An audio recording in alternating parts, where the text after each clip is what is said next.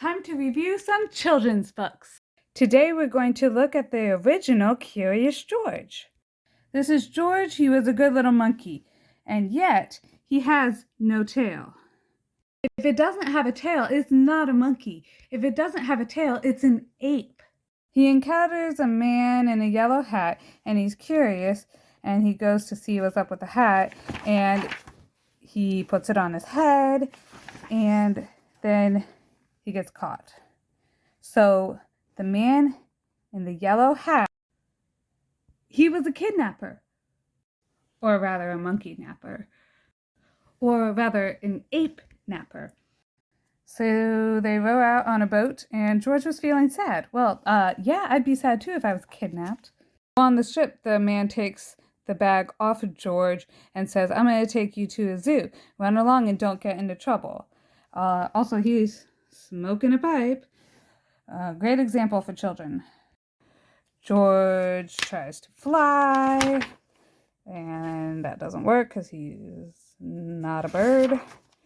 And he starts to drown, and they rescue him, and then they get to where they're going, and then George smokes a pipe.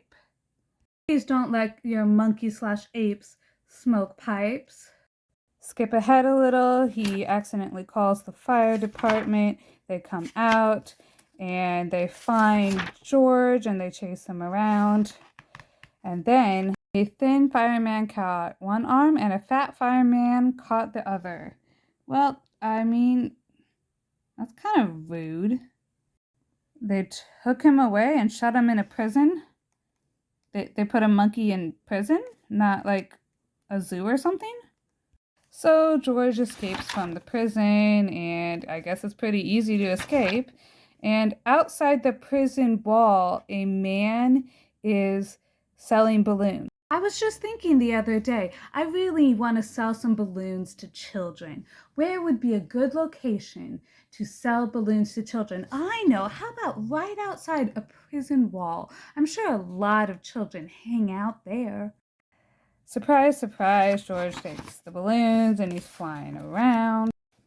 And then the man with the yellow hat finds him.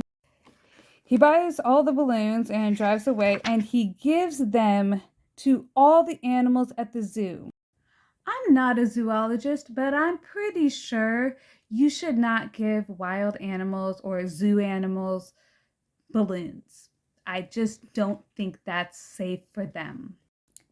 And this is the end of the story, that he lives in a zoo now, which we know is not true because in all the other books, he's living with the man in the yellow hat. So I guess the author didn't know that people were going to like the book so much, and he didn't know he was going to write sequels.